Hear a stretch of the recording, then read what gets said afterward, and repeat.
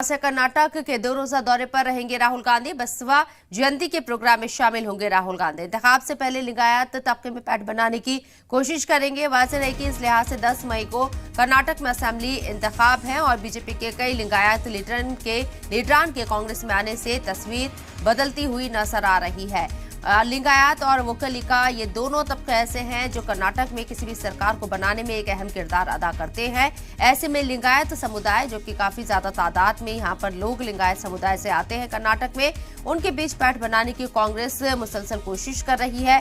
राहुल गांधी कर्नाटक के 2 रोजा दौरे पर पहुंच रहे हैं। यहाँ बसवा जयंती प्रोग्राम में वो शामिल होंगे।